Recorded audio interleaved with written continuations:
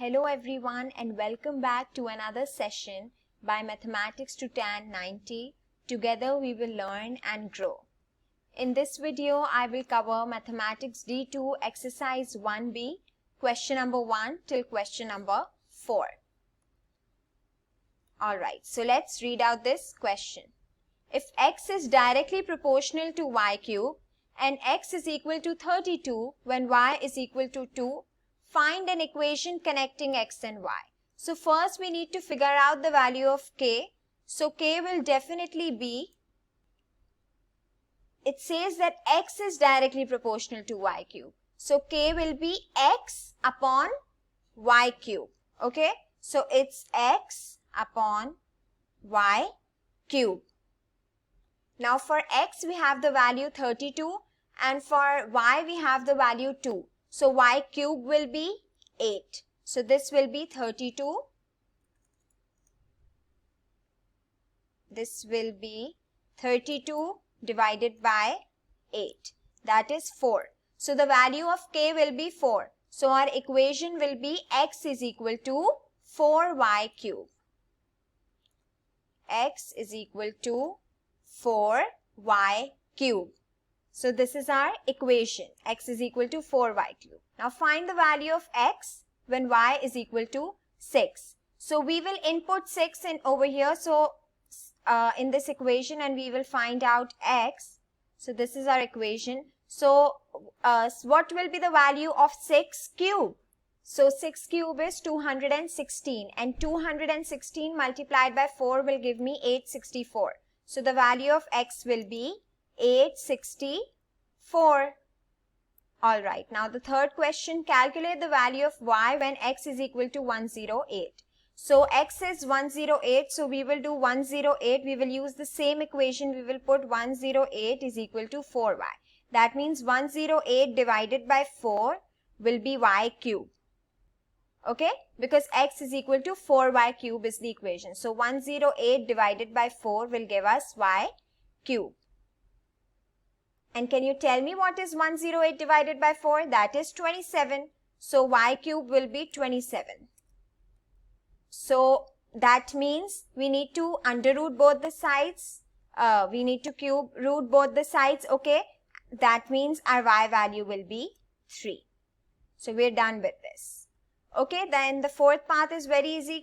Draw the graph. We will take two values. We will draw the graph. And we would get the graph like this. X is equal to 4y cube.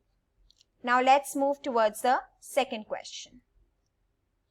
If z square is directly proportional to w and z is equal to 4 when w is equal to 8, find an equation connecting w and z. So again I need to find the equation first. So my equation will be of my k will be, I need to find the k. So my k will be z square upon w. Now z is 4, so z square will be 16. So it will be 16 upon 4. 16 upon 8. Because w is 8. So that is 2. So my k will be 2. So my equation will be z square is equal to 2w. Let's write it down. Z square is equal to 2w. Alright, now calculate the value of w when z is equal to 5. So z is 5, that means z square will be 25. So how will we find w? W will be 25 upon 2. Okay, so 25 upon 2 is 12.5. So the value of w is 12.5. So for part 3, the answer is 12.5. W is equal to 12.5. Oh, we skipped part 2, so now let's do part 2. Find the value of z when w is equal to 18. So we will put 18 over here. So 18 multiplied by 2 will give me 36. So that means z square is 36. So this clearly means that z will be 6. But you shall not forget the other value of z, that is negative 6. Why? Because when we put an under root, so it will be positive 6 and negative 6 both. Alright, now the fourth part is draw the graph of z square against w. So it will be drawn in the same way. you will now plot z square on y-axis and w on x-axis, and then you will draw a straight line. You will take the value for z square, not z, okay? Then only you will get a straight line. Now let's move to question number 3. It is given that y is directly proportional to xn. Write down the value of n when y meter square is the area of a square of length x meters. So now the way to do this is, when it says that y is directly proportional to xn, so the equation we can get is that y is equal to kxn, okay? Kx to the power of n. Alright? So we have it over here. Now another thing with part 1 we notice is that y meter square is the area of a square of length x meters. So that means if I say that find in terms of the square what is y equal to. So that means y equals x square, okay? So y equals x square.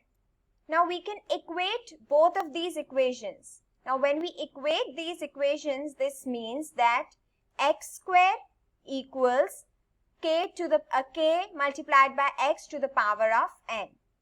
So x square equals this portion, k multiplied by x to the power of n. Okay, so we can compare this. So here we would know that since here x has a power of 2, so over here also x will have a power of 2. So n for part 1 will be equal to 2. Similarly, we can do for part 2.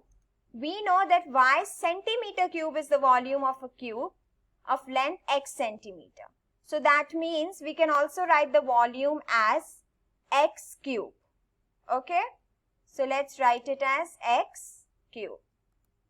We know that y is equal to x cube because y is the volume. And how do we find the volume?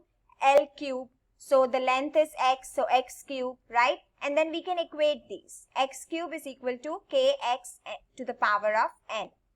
Okay? So x cube is equal to kx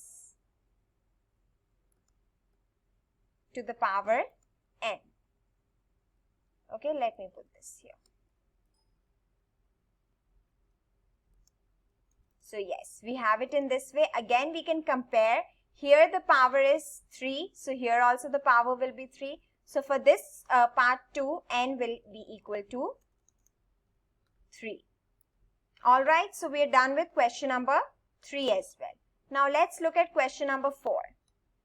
For each of the following equations, state the two variables which are directly proportional to each other and explain your answer. So now in part A, it is y is equal to 4x square. So that means y is directly proportional to x square with a constant ratio or a constant k of 4. Here, y is directly proportional to under root x and the constant ratio is 3. And can you do for C? Yes. In C, y square is directly proportional to x cube and the constant ratio is 5. Now, can you guess the constant ratio for part D? So, there is nothing written over here, so we will consider it as 1.